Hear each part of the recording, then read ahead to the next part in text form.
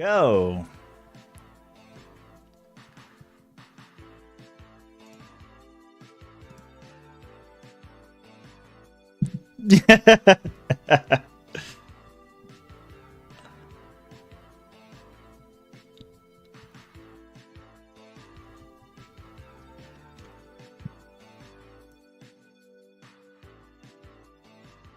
Okay.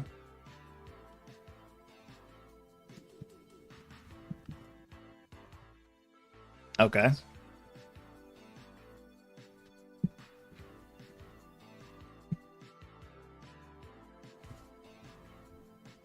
Okay.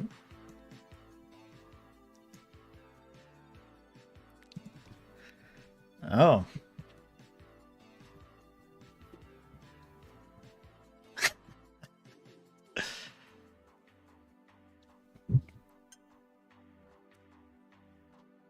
Okay.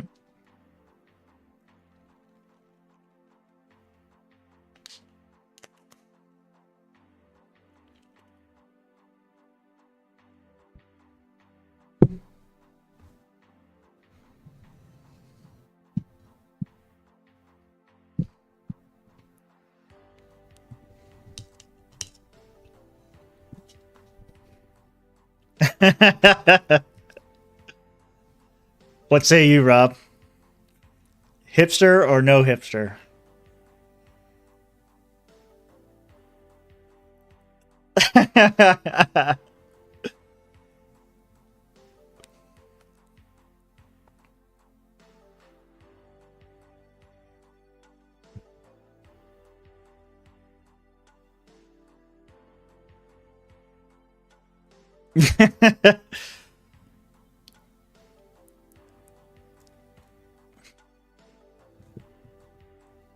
Yeah.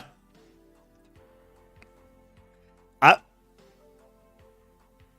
Well, I will put my egg in the basket that he is a hipster, because I remember having a different conversation with Josh, and this was like maybe season 6 of Always Sunny, maybe season 7, and he was trashing the show and saying how shitty it was and it's not actually cool and those people don't represent Philly at all, completely skipping over the whole point of this. Like, how do you not like Always Sunny? Who Not a real Philadelphian? Is that what you're going for? Oh man, we all are just begging for Josh to come back. He's gonna see this. Let's see what happens. Awesome.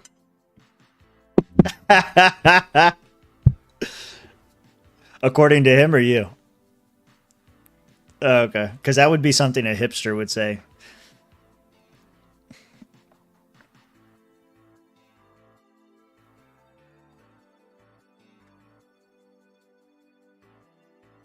Isn't Allen Iverson short?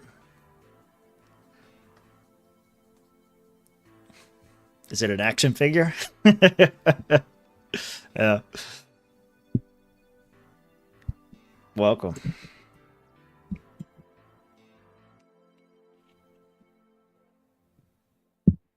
Oh, what you got, Rob? You got anything?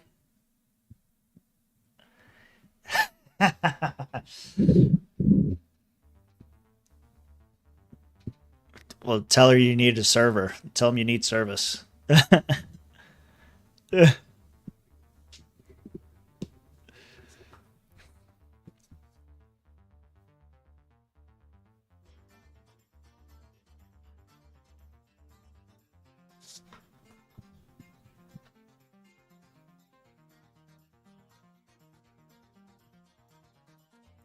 Dude, no way. Thank you. No, not that. Say something. Me? Are you talking to me? God fucking damn it. Welcome to Swamp Creatures, everybody. You guys could only hear me. Wasn't it great watching their mouths move and not hearing anything about how Josh is a hipster? Yeah. I've recorded it on my end. Wait for the final cut. It'll be great. Thank you, JC, for pointing that out before we ruin the whole show. But yes. Wow. Okay. Well, If you didn't get any of that, I am over here at the Sowall House, or near the Sowall House. Outside of it, we're gonna do some comedy later. So it's over in Seaside, or 30A, near Seaside. If you don't know where that is, like where the Truman Show Yeah. and stuff was filmed. So Nice. fun night. All right. So Tim, what are you drinking? I was getting excited for this. I wasn't paying attention to the levels. I found this Wild Turkey American honey. Apparently they had another one. I was too scared to get it. It was Wild Turkey American Honey Sting, and it was bourbon, honey, and ghost pepper. And I said, nope, not doing that. So That this sounds like that could be painful. yeah. So not That's doing like that. one of those spicy. That's like just like the spicy honey or Jack Daniels. Yeah. Yeah, Fire I don't honey I or don't whatever. want it. I don't want it. Well, I am here drinking a CBD kombucha.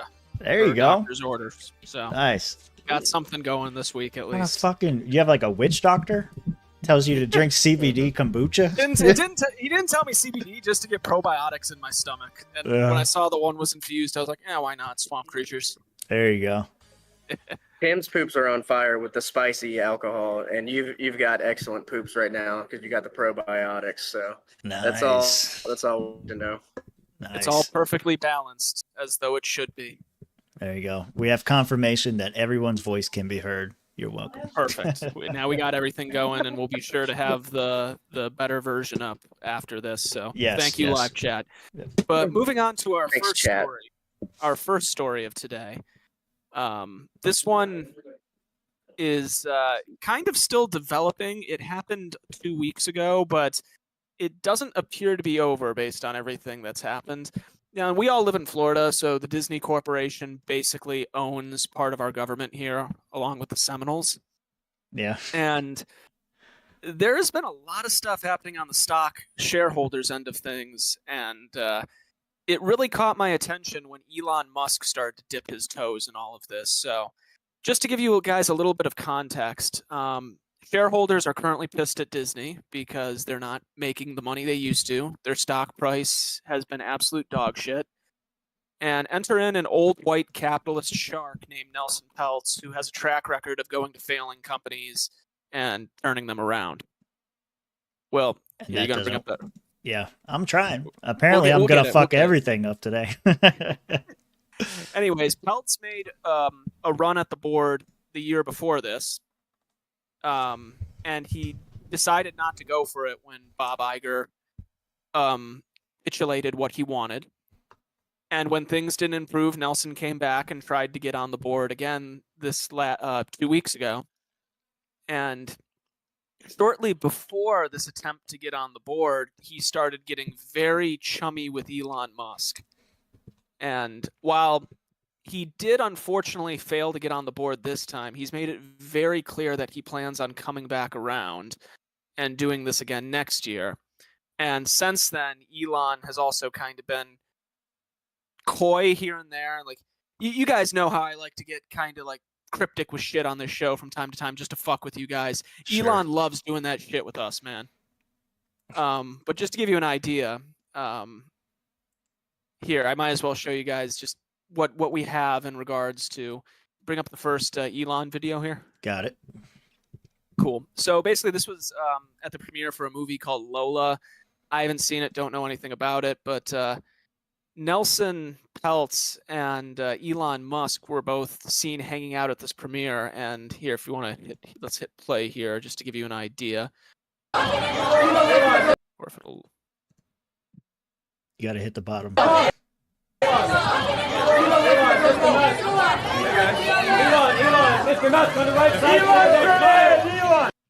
Is he So- like is he actually friendly with him? Maybe he's gonna answer. Yeah, no, it. this next Yeah. video will give you a little bit more context to that as well, because this was also at the premiere. But yeah, they've been trading compliments back and forth in public, where Nelson's been saying nice stuff about Elon, and Elon has been saying nice things on Twitter about Peltz Okay. as well. If anything, this kind of reminds me of the political things that we play here in the Libertarian Party, except with a stock in a company instead. And what's weird is how Bob Iger has kind of driven two of his enemies together. Yeah. But when asked about why he was hanging out with Peltz at the premiere, like here, this will kind of give you an idea. Honestly, I just pulled this out of my closet, so... It looks really, you look like a pilot. Thanks, so I'm a pilot. Oh, looking cool. So what brings you to the Lola carpet? I'm just here with friends, you know, thinking about companies to acquire. Whoa, like Fab TV? Maybe you can acquire Fab TV, okay. Of course, he walks away. You can kind of put the wood in jail if you know what to do. Wood in jail if you know what.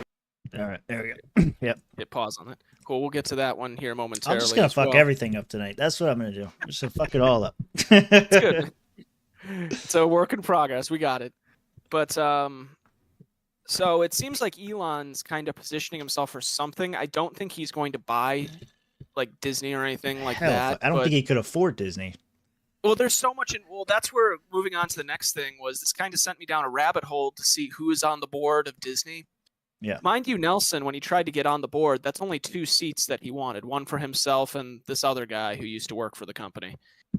And just to give you an idea of who some of these people are who are on the board, you know, we always talk about a merger of state and corporate powers.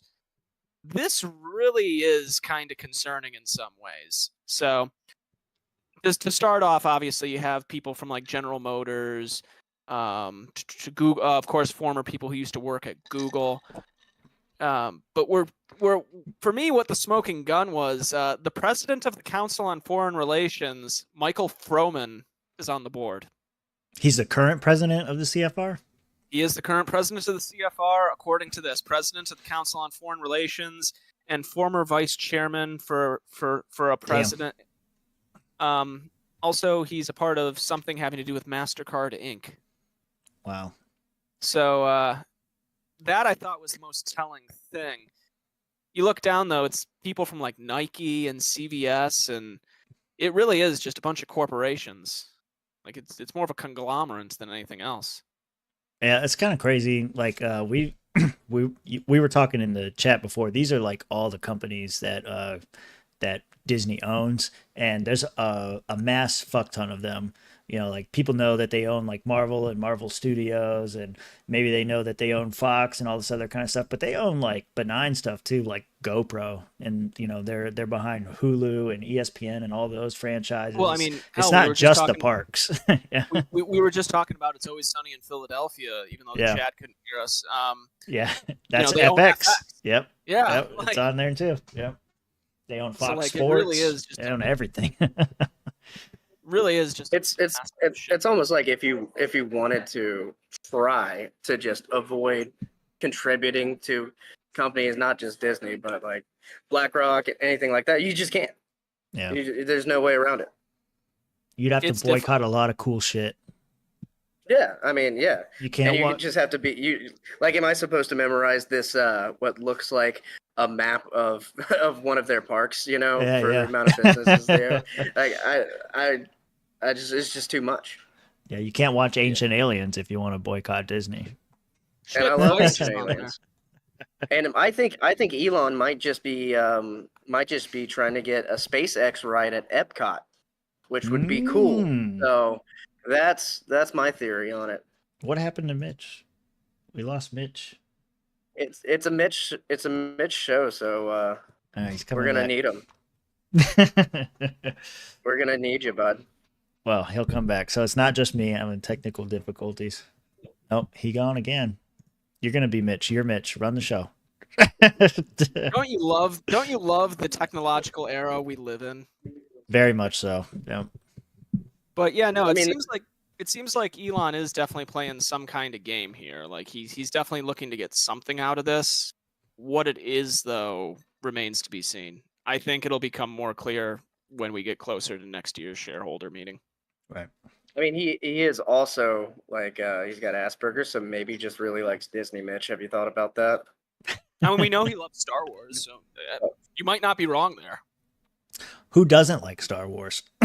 Probably a hipster. Hipsters like Josh Lavka. No, I mean there's a weird like concentration of powers, like you were saying, like all these top CEOs from all these major companies that pretty much run the world. You know, Morgan Stanley I see is in there. There's like a whole bunch of stuff. I mean, but what are you going to do about it? I hope that this new guy, Nelson Peltz, I hope that he's taking it in the right direction. Like that it's going to change Disney, because Disney used to be great. Like all the classic movies and stuff, those are the ones I show my daughter and my son. Like those are the movies that made Disney. This new shit is just fucking ruining.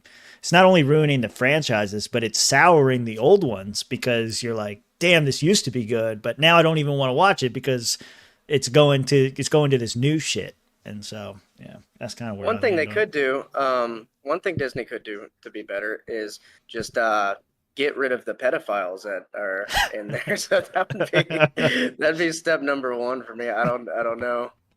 It's too easy. The problem is that would require completely overhauling the company. Yeah. Yeah. Well, you know. Do it. So sometimes you got to do it. Sometimes you got to break the old wood chipper. I mean, break the old piercing the corporate veil out. You know, whatever so they call. Chippy will make his appearance again. But anyway, I thought that was something just to bring up, because we here in Florida, we constantly deal with the Disney Corporation being one of the biggest political contributors down here. Yeah. And it's a good example of just like a company to look at that does this, because government entities do this all the time, where they hire these people who are on the boards of private corporations. It's like a fascistic handshake, you know? Is it, or do you just want the best people? Like, if you have a company like Disney that's so fucking massive, who are you going to get to run that? Like, you need I don't people. think these people are the best people, like, because they. I didn't say the best. Well, I don't. If I said best, what I meant was like biggest. Like, it's a huge fucking company. Like, you can't get the guy who runs Twitch to run Microsoft. It's just not going to happen. Like, he's going to be way out of his element, not know what to do. But if you have somebody who's from General Motors and somebody who's from some of these other companies that you mentioned before, and they're on some board that helps direct the company, that you could steer the behemoth. So is it fascistic, or is it these are the best people for the job because they have the experience dealing with these massive entities? Well, that was one of the arguments.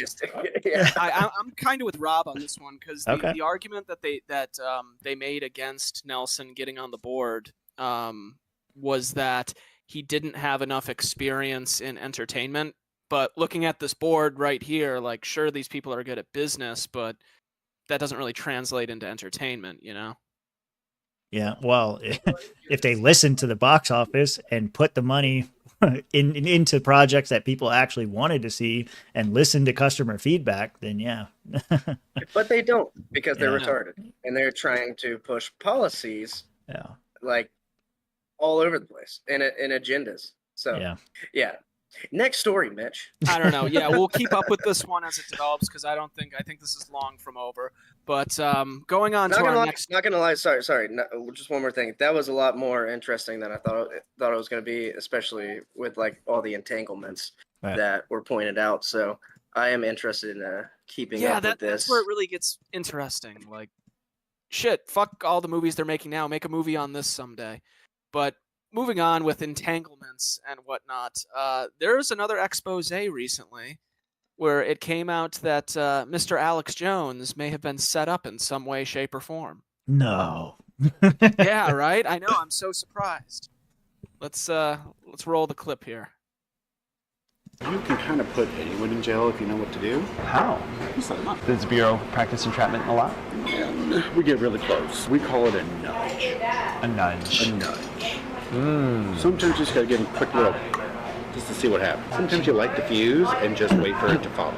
Nothing like putting on a fake social media thing to like really get people mad. Alex Jones. Yeah, so we were after him. You are? He did what we wanted. Which was what? We took his money away, chopped his legs off. Wow. Gavin O'Brien. Yeah, so this video goes into like the whole, how they came about it. It goes into much greater context, but that just brief clip just kind of breaks it down. So that's why I stopped it and there. Yeah, the folks from Sound Investigations, they seem to be carrying the torch on from Project Veritas and doing a great job with these things as of late, where they, for lack of a better way of phrasing it, they're basically catfishing dudes in the government to get this info. Yeah. But Yeah, it seems like Mr. Alex Jones is the victim of something that came from them. So did you guys watch any more of the interviews that he did with them? Because like we just played like little snippets from it, but did you guys watch the full thing? No. I've seen bits and pieces of it, but I don't know the full details of that. I watched most of it, and then I watched James O'Keefe's interview with he interviewed a couple of people regarding that interview, and he also interviewed Alex Jones. So I Yeah. would go check that clip out if you want to. It's on O'Keefe Media Group. But I mean, the guy also kind of alludes to like, hey, we may or may not have field agents at certain events, stuff like that. It's like, yeah, obviously, but this is a guy who's worked for the CIA and for the FBI, and it's like, okay. And the excuse is always the same. It's like he's on a date, he's trying to impress, whatever. I mean, I think he's telling the truth. I brag about sabotaging other political rivals on dates all the time. Yeah. Yeah, really gets those panties popping off. Yeah, I don't. So what I saw in there was he was like he was trying to take credit for the whole Sandy Hook thing. Like he was saying like, yeah, we kind of coaxed the parents into it. They were a little hesitant, and we kind of just pushed them. Like that's what he's talking about. Sometimes they just need a little nudge, and just try to get it into, I don't know, maybe a favorable jurisdiction where they knew they could take his money away, like he said. I don't know, like that whole case with Alex is crazy. I think we talked about it on the show when it happened, like how much money they fucking tried to get him to pay. He's going to be fine either way because he's just going to declare bankruptcy and then make another company and people will support him because he's Alex Jones. But, it's the whole thing is crazy. And to think that there's not like some kind of, like, even if the CIA or the FBI didn't start the fight between Sandy Hook parents and Alex Jones, to think that they didn't see that and be like, hey, yeah, we can give it a nudge. We can push this a little bit further. We could just do whatever. I don't know why you would do that. Like it kind of gives him more credibility if something like this comes out and shows that that's what happened. So why would you want to like, it's kind of like shining an unnecessary light on it. You could just point at the things Alex says day to day and you could say, that's crazy. You don't have to kind of stick your finger in the water or put your thumb on the scale, but that's what they tried to do. Mitch froze out again. This is going to be a great show. Oh, there he comes. Does he come? Does he come, Rob? Not this guy. I don't think this guy got to. Oh, you're talking I about want to him? get like when they're doing the undercover stuff like this. Do they edit out the parts where like he's obviously flirting and do they only get, do they only get him talking about like being an FBI and CIA agent trying to like put the finger on the scale against Alex Jones or like the January 6th or does he actually like You want to hear his Five-inch pickup penis. lines. Yeah, I want to see I want to know what he's what he's trying to actually put on the table, Yeah. It's like, so you like butt stuff? And it's not just him. It's like every single interview they've ever done. Like that has to come up, right? I don't know. Well, that's why they I'm say. just imagining this guy Yeah. at the office. The next says, "Yeah, I'm on this date, and every time I tried to bring up the butt stuff, he just kept on going back to my job at the CIA." Yeah. Well, that's why they. What kind That's of why they. piercings do you have? Yeah. That's why they say it's always highly edited video. It's like, Yeah, are you sure you want to show the whole thing? Well, that's where I wonder if it's kind of like that episode of South Park with the cop going undercover as the prostitute. Oh yeah. Yeah. So who's this guy, Gavin O'Blen? Yeah. Oh, Yeah. Gavin. Old Gavin's over here. Like they didn't show the part where he said he was going to suck my dick if I told him Yeah. some classified information. Right. He doesn't Which want everyone to do knows it. that's okay. Yeah, that everyone knows that's okay to do. I don't know, Yeah. but Alex Jones is now threatening legal action if he can. So it'll be interesting to see how that pans out, if it does at all, because something tells me they'll probably find some loophole or deny it or something. Yeah, I mean, you can only sue the government in a very limited scope. I mean, if they allow you to in some instances, and here it's kind of like you have two intelligence agencies who are if everything is true, who are allegedly putting their finger on the scale of a political pundit to essentially, to take Gavin's words from what he said, cut his legs out from under him. It's dastardly behavior. It goes against the freedom of the press, really. And to such a punitive amount, it's almost insurmountable. Right. It's there should be some sort of recourse, because I could have seen just same thing with all this lawfare going on against Trump. It's like at a certain point, the other side's gonna have to start doing this too, or we're just gonna be using the justice system as a weapon against people for their political beliefs. Right. And by the way, I passed the bar. Nice. Congratulations. All right. You finally made it. Yeah. So now, moving forward, whenever we bring up legal stuff, we have to send it to Rob ahead of time so we can get his professional opinion. No, yeah, I'm still gonna say it's not legal advice, because if it's live, I didn't ask for your advice. I asked for your opinion. Yeah, but I still gotta say it. If it's live on a show, let me go look at it after. But I'm pretty, maybe I will try to be Alex Jones's lawyer, and we can sue the government and see what happens. Yeah, I think he's gonna want someone with a little more tenure. Well, you know what? I'm cheap, so that's fine. Come Yeah. at me, Gavin.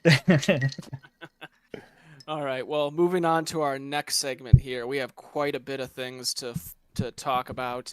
Originally, I was going to call this "Are we in Cold War II or World War III?" But after the past week, we might be closer to World War III. Yeah. But What are you diving talking right about? Yeah. just diving right in here. I have a video here from Dave Smith of what was this guy's name again? Tim, you said it right. It's before right the there. Anthony Blinken.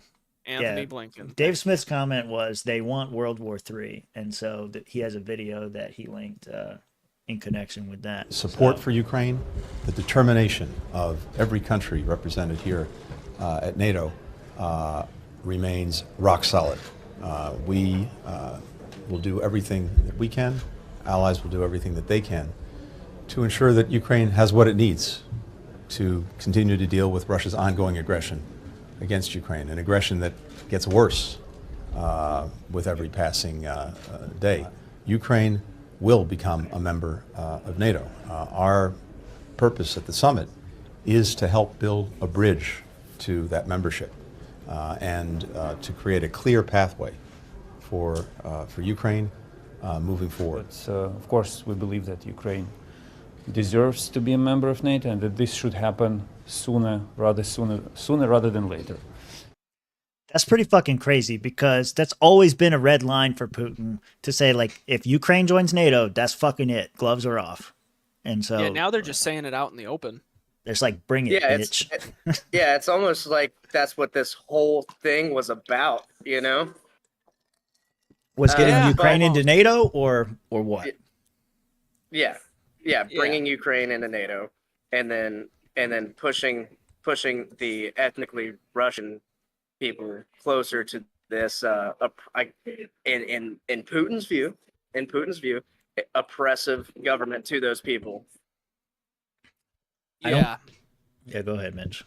No, I was just gonna say, yeah, that was always the red line with Putin, and he's made it abundantly clear, even after the Maidan coup back around, what was it, 2013 or something like that. When the coup happened, you even had those people from the Obama administration going on the Daily Show and basically bragging, yeah, we just took Robin away from Batman, ha ha ha.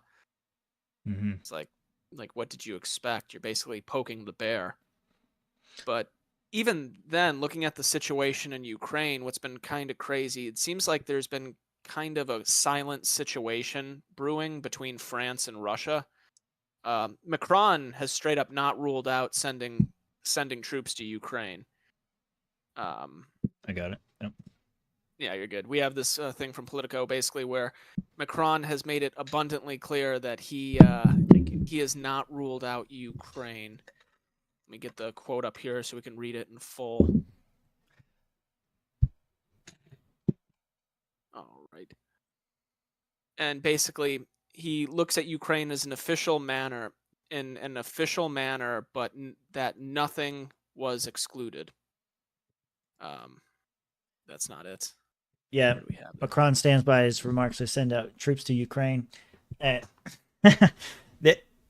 America has been there's been a bunch of other countries that said they wouldn't do it. We covered it on a previous show where there was a bunch Britain of countries said no. I believe Finland said Yeah. no. Poland said no. And I think I know why Macron is open to this. Okay. The reason why I originally called this segment "Are We in Cold War II" was because there's a series of what can only be called like proxy situations going on in Africa. Here, if Tim, you want to open up that map here real quickly. So basically, here's a map of all these coups that have happened in Africa over the last few years. And all of these places were former French colonial states. If you don't know, France still kind of has control over their former colonies to some degree.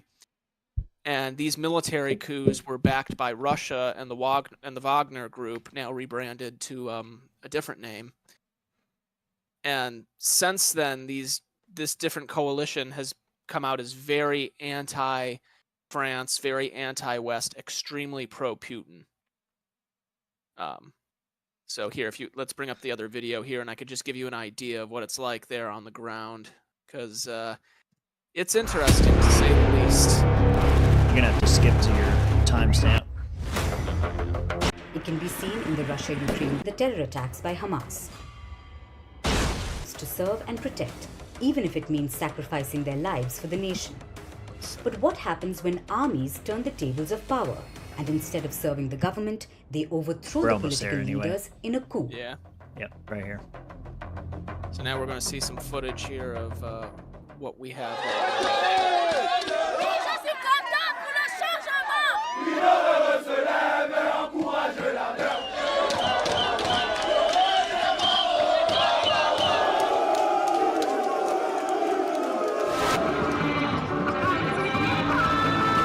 This looks like a big party. Yeah, right? Like they're being treated like conquering heroes. Coups have become frequent in Africa. This year, the military took over in Is that a Gabon and Ukrainian Niger, flag? Blue and yellow. and they were welcomed by civilians with open arms. Since 2020, there have been 7 successful coups in Africa. It started with Mali, then Sudan, Chad. But yeah, you see how it is, they are much more treated not as bad. The people are very much so in favor of these coups because of the past being a part of the French colonial system. So what's your theory on this then? Like, do you think France is more willing to send troops because why? Because they're having to deal with Russia interfering in their former colonies. And now all these former colonies are breaking away. And some of the countries that have remained a part of the France system have basically threatened to have a national D-Day to liberate these countries, to which these countries have then said, if you come after any one of us, we'll all come to the other one's defense. Like NATO? So, Yeah. yeah. So the former Wagner Group, what's the name of their what they rebrand as? No idea. It's a much more official Russian sounding name now. Like it was, Okay, you know how Wagner so was. they're basically backing. They're basically the ones backing all these coups. Is that what you're saying in Africa? They are the ones who have been very much so involved on the ground level of it being involved in this. But that's not to say that Russian special forces or anything else isn't involved. Actually, in that same video here, I can pull this up. Vladimir Putin has been very involved with the leaders in all of this. Here, I'll find the exact moment here. But Putin's straight up having summits with these guys. Gotcha. Russia-Africa summits. Yeah, I see that. Here, I will. Where is the? Okay, we got it open again. Yep. Damn it, Tim! Quick hit and pause. I'm not touching it. The people of Niger see the French leaving as the final step of decolonization, and they thank their military for it. France has lost its influence in Africa and is being removed from the Sahel. Because the African generals decided to take matters into their own hands, and they have found a new friend, Oh, shit. Russia. Yeah.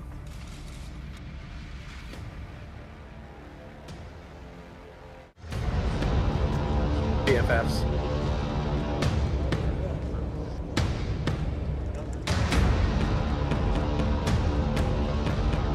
What is he about to walk on stage? In the or month of something? July, Russian President Vladimir Putin hosted a dialogue with African nations in St. Petersburg.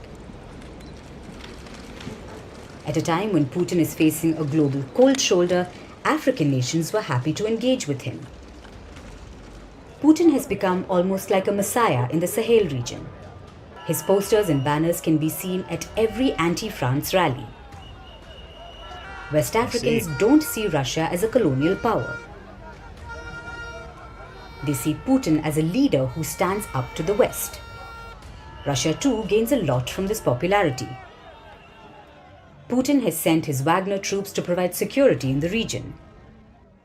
In return, And that that just gives you an idea what's going on over there. And Yeah, funny thing, Go ahead. the Russian flag is now very popular over there. So like that is, Russia is kind of becoming the loved ally to them. I mean, it makes sense to me, and same thing with like China and the Belt and Road Initiative. Whenever they go in with briefcases and they say, "Hey, look, we're not going to try and influence your policies with how the Western world has been influenced by a lot of these, I don't like using the term woke, propaganda, stuff like that, but like even back, I think it was in 2016 ish, Obama was trying to get into Africa, and he was saying, all right, if you want to do business with the United States, you have to have gay marriage. And then the country was like, no, whatever. I forgot which country it was. They were like, no. And then they went and took the contract with China instead. It's like, that's just going to happen. And so it's maybe the same thing's going on here. But yeah, I can see why France would be like, hey, you're taking our colonies. We're not going to be afraid to put troops on the ground in Ukraine. That's like a major escalation with a NATO ally. That probably should not happen. Yeah, we can hope, but it seems like France is the most gung ho as compared to all the other countries that have said no. Yeah, I think. And sorry, guys. I'm about to have to leave, but I will say this: the Ukraine-Russia war is so 2023. I think it's time for you guys to move on to Israel and Iran. That's the new war. So that's the one. That's the one that's going to be hot now. No one cares about them. Black, as they say. Yeah. So the door's just open. I'm gonna go get my set ready. So thanks for watching. Yeah. Yeah, I gotta bump him out of here so we can. There we go. Perfect. There we go. Himself. So yeah. Back to the two-man group. Yeah. So I don't. So what you were saying before is like you think like that France is going to be more inclined to send troops over there because they have these vested interests in Africa, and Putin's playing a big role like in countering that and bringing his own influence, spreading his own influence, and putting his own people in power. I see that angle. But that doesn't explain why NATO is acting the way that they're acting. I think what better explains that, like maybe France has their interests, of course, and they want to play to that as much as possible. But the rest of the world, the rest of NATO, that's being so gung-ho against Russia and being so for Ukraine just because they're against Russia, basically, because they're not great. They're not like, it's not like things in Ukraine are so much like America. Like we don't really have that much in common. If you look at like some of their laws and some of the practices and culture and everything like that, they probably have more in common with Russia. So taking that into account, what reason does the rest of the world have in being involved in Ukraine's losing battle against Russia? Because they're not going to win. They're not going to win this war, no matter how much money gets thrown at it. It's right next to Russia. Like we have to take out Russia if you want to save Ukraine. That's how you do it. Like if that's your goal is to save Ukraine, you have to get rid of Russia. So what's the motivation for doing that? Well, Russia for a long time has gone against NATO. He's against the very existence of NATO, but he's gone against so many other things historically that NATO and NATO allies have tried to do. And another great example of this is the BRICS countries. The R in BRICS is for Russia. They want to get away from the United States being the world reserve currency. They want to go to some other currency. They've talked about baskets of currencies. They talked about commodity-based currencies. They talked about all these kinds of things. He's even talked about Bitcoin in the past as being a possible solution for it. So I think that that's where the real motivation for this comes. Maybe like France is a little, gung ho because they have a vested interest against Russia. And so they're willing to stick their necks out for them. But I think at the end of the day, the reason why NATO is welcoming Ukraine into the fold and trying to push this war with Russia is not even so much for the military industrial complex, which again will just happen to benefit other vested interests. I think the real fight is that Russia is standing up against globalism and the world order, and he wants, and I'm not saying he wants to make it better. Like, I'm not saying he's the good guy. He wants to have his own world order, clearly, because he's putting in his own people in Africa, but it's different to the world power that's in control now. And so because of that, he has to fall. Well, that's where I say this reminds me of Cold War. Reminds me more of a Cold War II than anything else, where it's like you just have all these little proxy situations. Like, even as Rob said before he left, Israel, Palestine, and Iran, like, you bet your ass Putin and some of the BRICS countries have their hands in that, and it's probably on the side of Iran. Yeah. Actually, didn't Iran officially join BRICS finally? Probably. Yeah, it was either India or Iran. I can't remember which one. Well, in India, I know is already the I in BRICS, but there were a few countries that applied to join BRICS. Yeah. Which Argentina was one of those countries, which I think that's why the U.S. foreign policy likes Malay, because even if they're not necessarily libertarians, they just want someone who's not going to go to the arms of Russia. Right. Yeah. And, that was the one thing I didn't like that Malay said, is that he wanted to back his currency with the USD. But again, that kind of feeds into what I was saying before, that like you said, he's going to be somebody who's going to play ball, even if he doesn't play the same way they play. He's going to play ball. And I can't speak for Malay. I don't know him, but I feel like if we were to talk with him about these, like, yeah, no, I'd love to go to gold. You know why I don't do that? Because I want to live. Yeah. Hey, you got to make choices. Everything's a trade-off. I don't know. I think that there's more at stake here, and you definitely see it.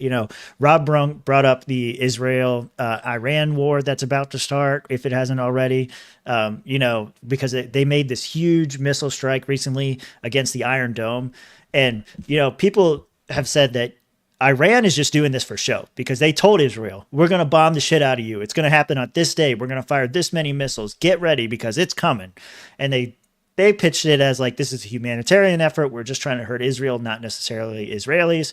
And then the Iron Dome comes out. It saves the day. There's this huge fireworks show. And so Iran knows if they would have actually hit Israel, that would have been massive. Like, I think they fired something like 1,000 missiles at Israel. And so Israel's bragging about it. We stopped all these fights, but this is just another war where battle lines are being drawn. Iran, Israel, China versus the world. Like, we are setting the stage in multiple locations for a World War III. It just hasn't lit that fuse yet. And I'm curious, if Ukraine does join NATO, are we automatically at war because Ukraine is at war? Yeah, that's the big concern with that. That's where, I'm sure you and I hope that this war in Ukraine just ends and, let Eastern Ukraine just fly off and be its own fucking country or whatever. Yeah. Then great, Russia has their little bumper state that they want, and Ukraine could just join NATO, end of story. But unfortunately, I don't think that's what the people in charge want. Like, there's this weird mentality where it's almost like the neocons and the Democrat types think that you can fight a limited war against Russia and China. Like, you ever notice that? It's almost like their idea would be, oh yeah, it'll be like when we invaded Iraq. Yeah, the so-called moderates. No. Yeah. Yeah. Yeah. Like, you people don't know what war is. This isn't going to be invading Afghanistan. Yeah, I think this only ends in one of two ways. Either the world gives up on Ukraine and lets Russia take it, and then that kind of ends that conflict, and then we move on to the next phase. Or the world declares war on Russia, and we go to where empires go to die. Yeah. Another region. Yeah, I think that's kind of it. So I don't know. Well, the next thing I had listed here, unfortunately, our new resident lawyer is not here to see the first person he'll be going up against in court. Well,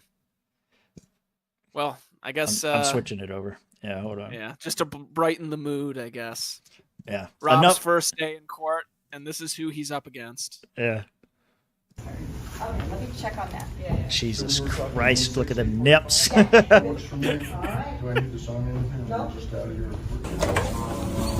The voice like really threw me off too. Yeah, I mean, it reminds me of that dude from the My shop comment teacher. about my client? Yeah. I just met her. She's really nice. She's really smart. She sounds like she's got the right idea about things. I really support what she's up to, and I think it's fabulous. I don't think like they in all the videos, because I was trying to find this video because this is the one you tagged.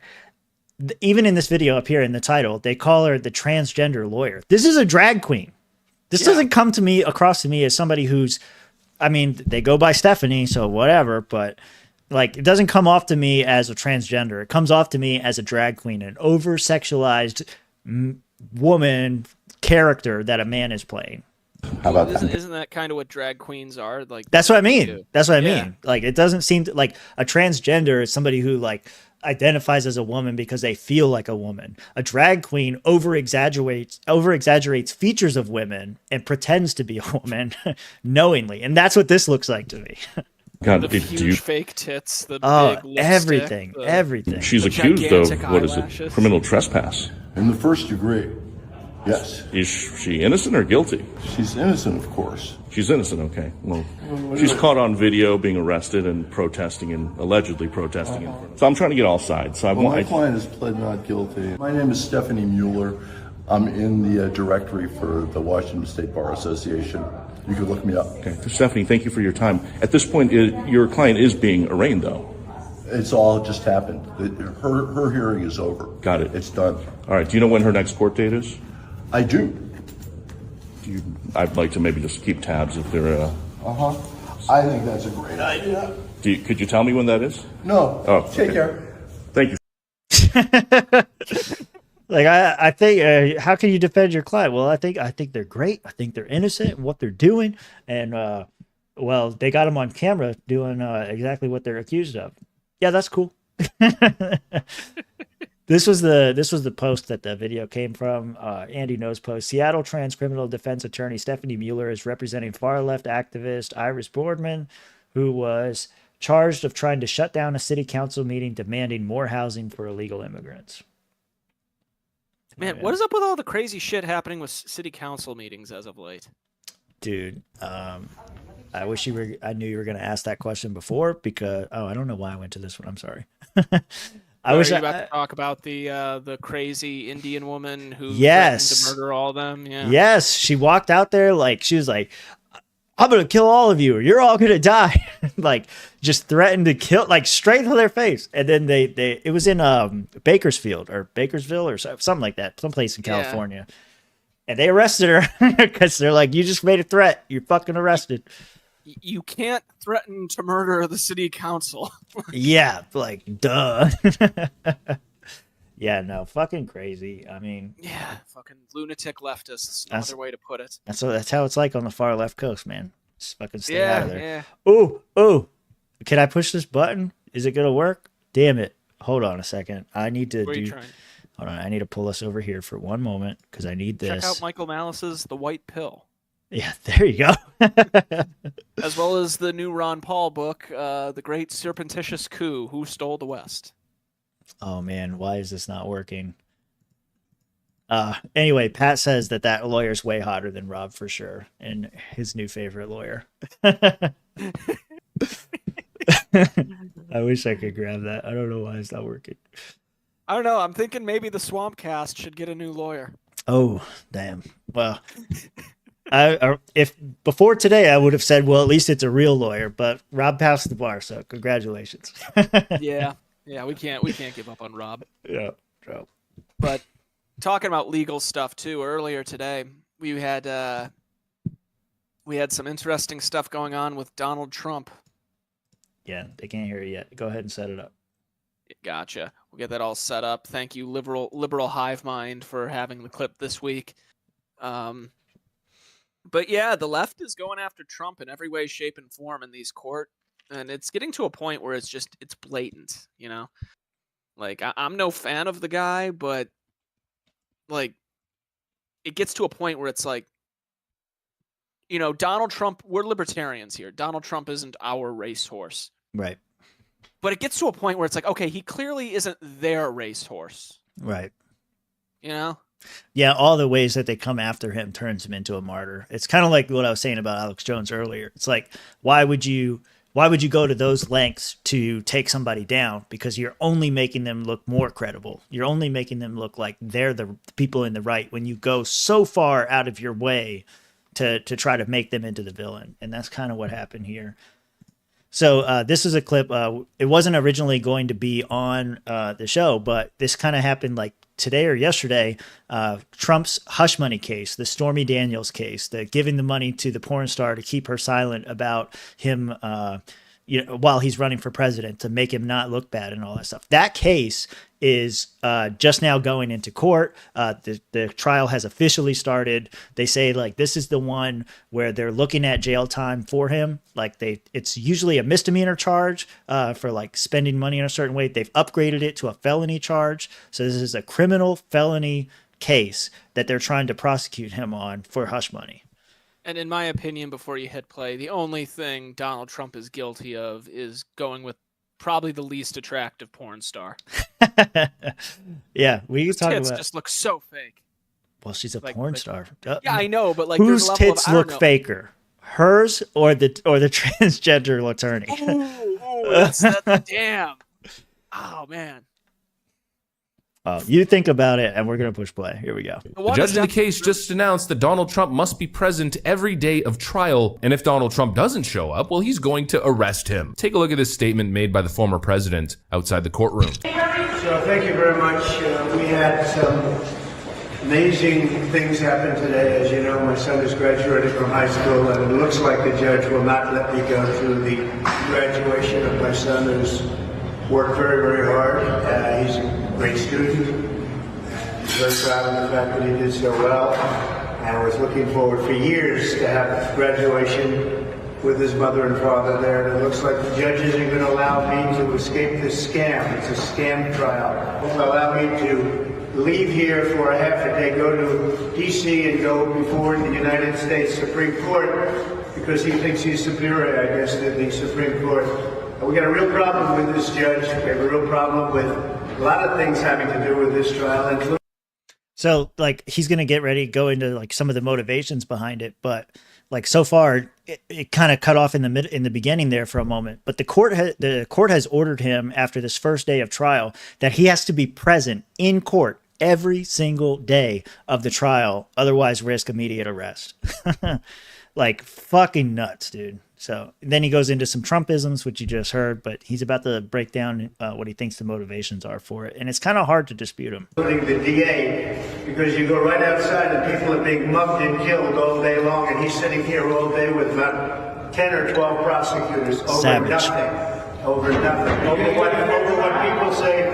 what people say shouldn't be a trial. So I just want to thank you very much, but that I can't go to my son's graduation, or that I can't go to the United States Supreme Court, that I'm not in Georgia or Florida or North Carolina campaigning like I should be. It's perfect for the radical left Democrats. That's exactly what they want. This is about election interference. That's all it's about. Thank you very much. Yeah, so those are pretty much his statements about the whole thing. Yeah. I mean, shit. Tell me when he's telling lies. Yeah, for real. I mean, Like, once again, I'm not a fan of Donald Trump, but it's like, fuck. At some point, it's just like, goddamn, you people just don't stop. Yeah. Also, shame on the government script writers for rehashing this story from several weeks ago. Come on, guys, get more creative. yeah, well, it's the same accusations and all this stuff, but I just like I don't see how they have a case, but you know, they fined him for like $500 million or whatever the fuck it was. So, you know, why can't they find him guilty on this too?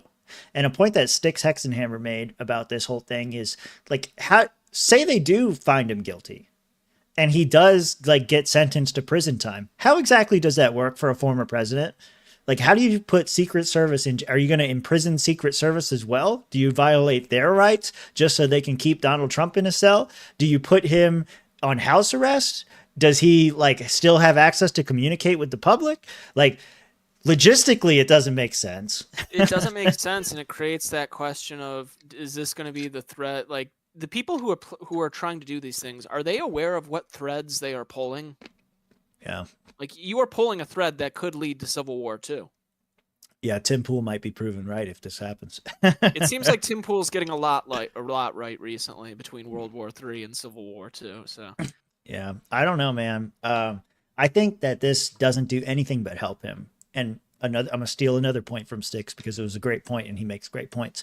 But he said, win or lose, this is a win for Donald Trump, because if he gets found innocent, then, you know, he's been set free, you know, Trump's free, and this whole thing, the worst case they had against him falls and fails again, and whatever, he's the hero.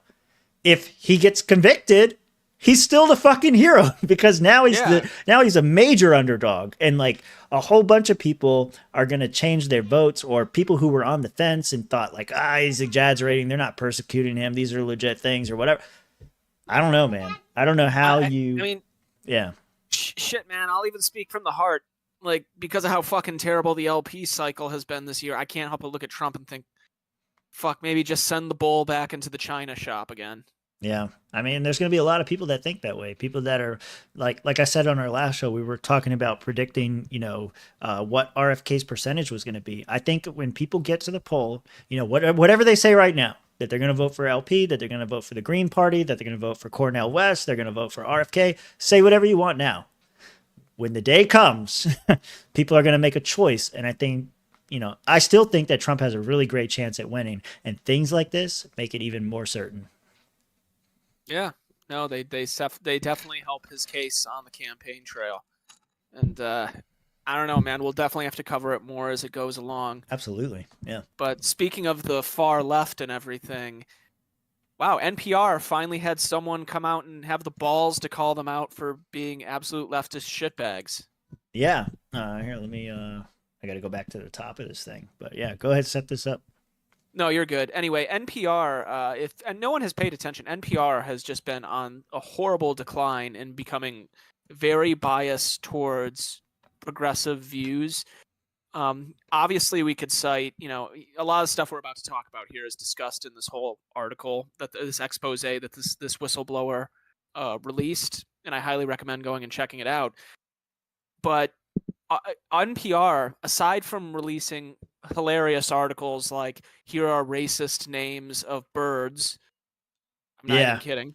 Yeah. They have also been horrible on things such as the Hunter Biden laptop, COVID, and it's just been unbelievably slanted towards the left. Yeah. No, it's and crazy.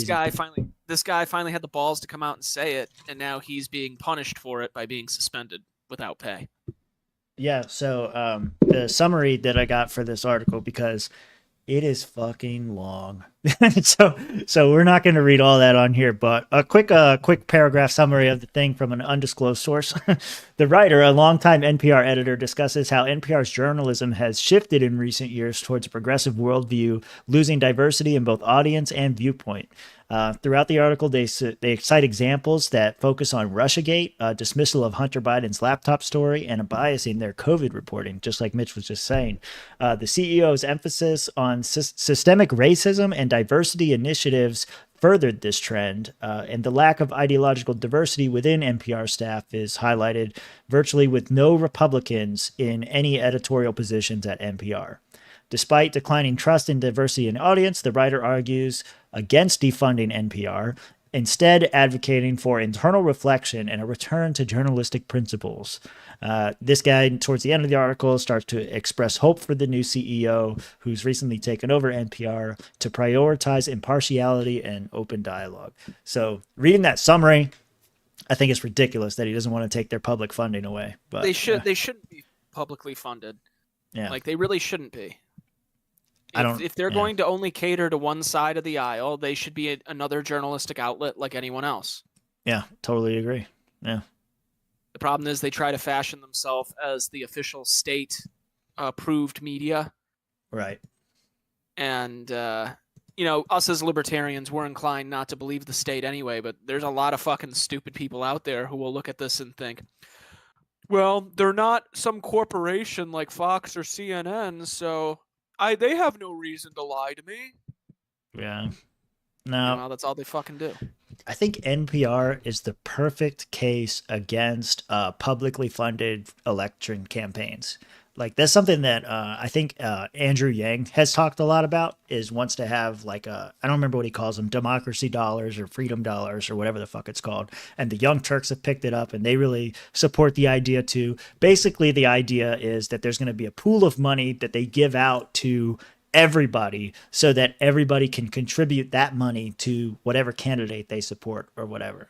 I think that kind of that NPR just kind of showcases why that's a bad idea. Yeah. All your publicly funded money is going to go in the exact opposite direction that you want it to. It's all going to get siphoned in one way. Right. Like, even if you would like to think, oh, everyone will get a fair amount and the playing field will be even for everyone. No, it won't. So I don't know anything about the new CEO of NPR, do you? Because I know a little bit. Some folks on Twitter were going through her LinkedIn and seeing some of the things she has worked at in the past. It was not very inspiring in the sense that, oh, this shows that this is going to be good for the future, but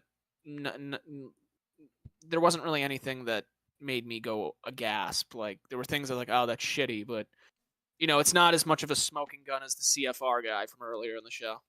Yeah, I'm gonna pull up her. Follow us on at Real Swampcast. Real Swampcast on Twitter. Is this her, Catherine Maher, or is that a different Catherine Maher? Previously CEO at Wikimedia. I mean, they had. Oh, she's got she her. Actually, dude, she got she her in her profile. Yeah. I was going to ask you if you knew who the new CEO was and if you thought that it was going to go in a more positive direction. My answer is no. Yeah, that kind of tells you everything you need to know. Yeah, it really something does, tells dude. me she's not putting pronouns up for the same reason Michael Malice is. Let's see.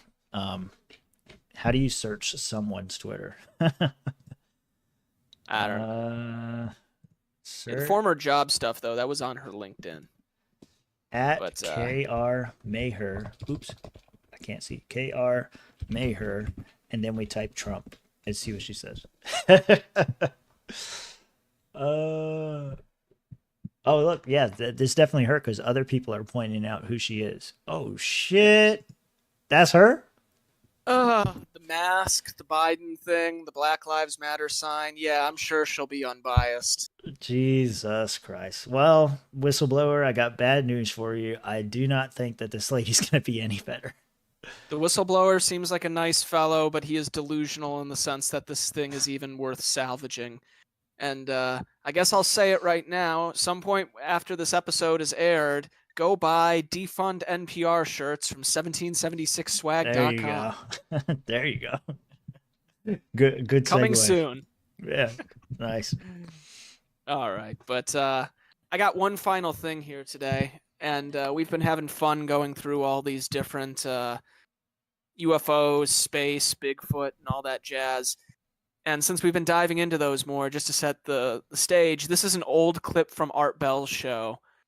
And, dude, when I was a kid on the early era of the internet, like 2007, 2008, I heard this, and it scared the living piss out of me.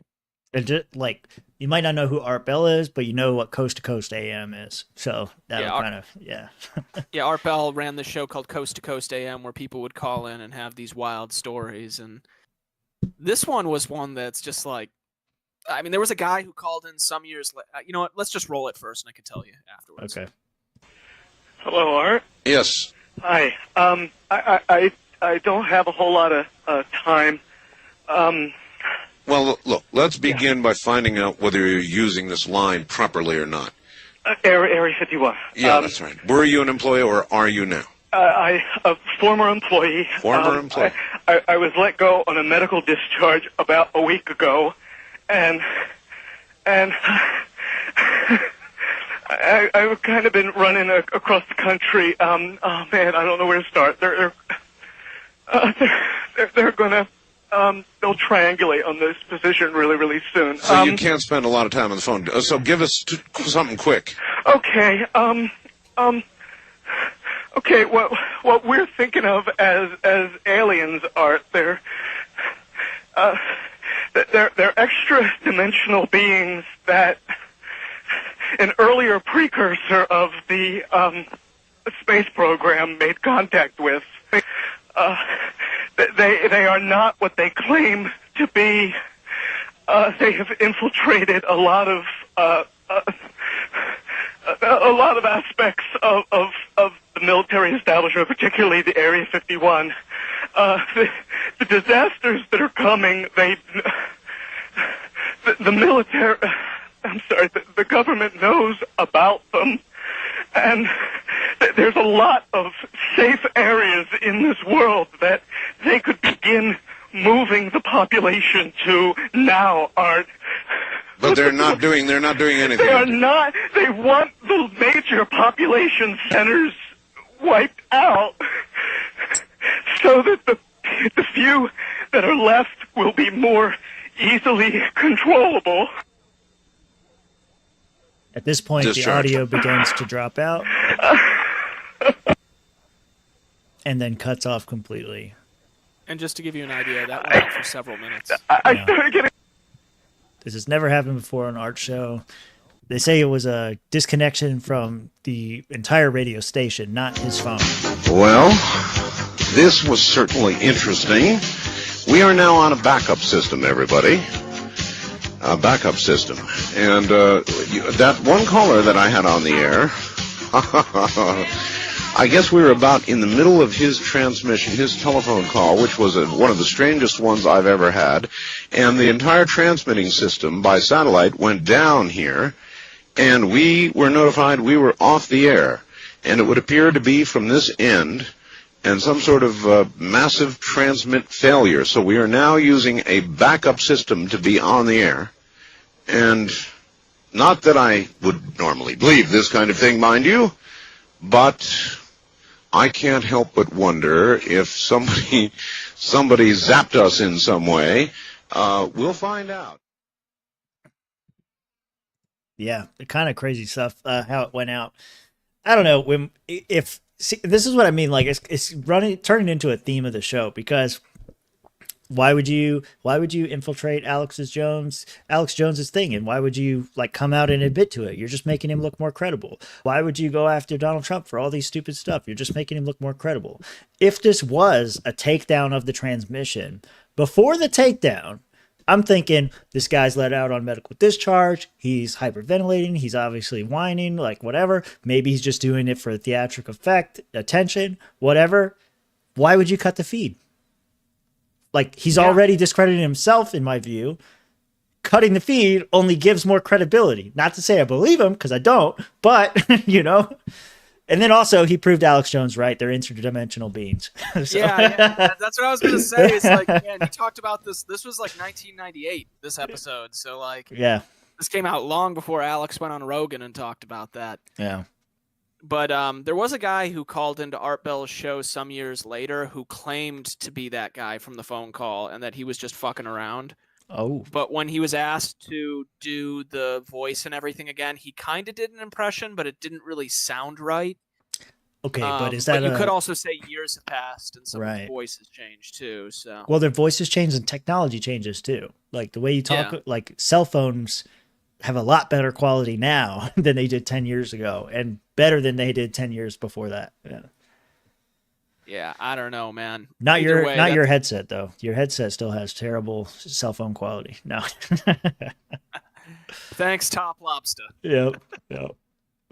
But yeah, no, that's either way. Art Bell's show is fantastic. If you haven't ever checked out Coast to Coast AM, he's always had all these weird calls, shit like this. So I don't know. It seemed like something that was up our alley. I'm definitely gonna have to keep an eye out for more of them now. Yeah, I mean, there's a whole lot of stuff that's been coming out. Do you know who Keemstar is? He just recently launched his own news network dealing with aliens and the supernatural type stuff. He did a breakdown of it on a recent Lolcow podcast show with him and Boogie and Wings and whatever. But on there, he was explaining like what he does. He's an aggregator of all the news, because there's like the people who are for disclosure, the people who are against disclosure, the people who think they're coming to save us, the people who think they're coming to harvest our bones, or whatever the fuck. There's all these inner battles within the alien community, let's call it. So he documents all of that. Yeah. There's even a sliver, the fringe of the fringe, man, on that topic. Okay. I discovered recently there are people who think that the Bigfoot phenomenon is connected to the UFO phenomenon. Well, why can't Bigfoot be an alien? Oh shit. Tim's Well, UFO Bigfoot pill. Maybe he went back home and that's why nobody can find him. Who knows? There we go. Take that, Duke. Yeah, I want to believe, but show me. I don't know. The day there's disclosure, we'll be live on this show.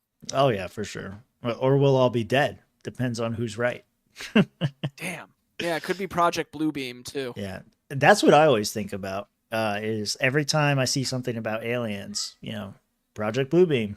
What if they're just faking it for, everybody always says what the one thing that'll unite the world is an alien invasion.